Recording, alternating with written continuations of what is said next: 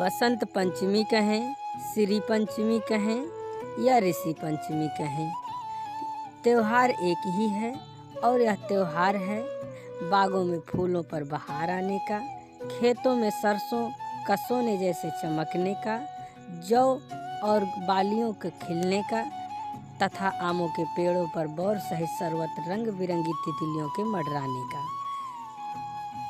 यही वजह है कि प्राचीन भारत और नेपाल में पूरे साल को जिन 6 मौसमों में बांटा गया है उनमें बसंत लोगों का लोकप्रिय मनचाहा मौसम है।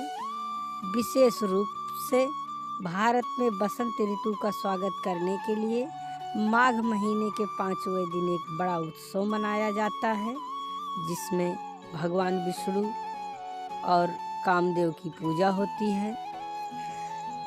इस दिन को भगवती शारदा अर्थात माँ सरस्वती की जन्मोत्सव के रूप में मनाया जाता है, क्योंकि इसी दिन मनुष्यों को वाणी, विद्या, बुद्धि का वरदान देने वाली माँ सरस्वती का विश्व रचयिता भगवान ब्रह्मा द्वारा प्रकट हुआ था। ऋग्वेद में माँ सरस्वती का वर्णन करते हुए कहा गया है, प्रणव देवी सरस्वती वाजेभिर्वज्नवती हीनामणि त्रयतु, अर्थात ये परम चेतना है। सरस्वती के रूप में ये हमारी बुद्धि, प्रज्ञा तथा मनोवृत्ति की संरक्षिका है। हम में जो आचरण और मेघा है इसका आधार भगवती सरस्वती ही हैं। इनकी समृद्धि और स्वरूप का वैभव अद्भुत है। पुराणों के अनुसार श्री कृष्ण ने सरस्वती से प्रसन्न होकर उन्हें वरदान दिया था कि बसंत पंचमी के दिन तुम्हारी भी आराधना होगी, और तभी से इस वरदान को फल स्वरूप भारत देश में बसंत पंचमी के दिन विद्या की देवी सरस्वती की पूजा होने लगी, जो कि आज भी जारी है।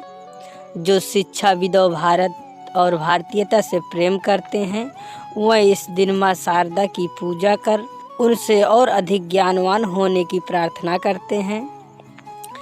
कहते हैं जो महत्व सैनिकों के लिए शस्त्रों का है और विजयादशमी का है, जो विद्वानों के लिए अपनी पुस्तकों का और व्यास पूर्णिमा का है, जो व्यापारियों के लिए अपने तराजू, बाट, बही खाते और दीपावली का है, वही महत्व कलाकारों के लिए बसंत पंचमी का है। चाहे वो कवि हो या लेखक, गायक हो या वादक, नाटककार हो या नृत्यकार, यह सभी दिन का प्रारंभ अपने उपकरणों की पूजा और माँ सरस्वती की वंदना से करते हैं।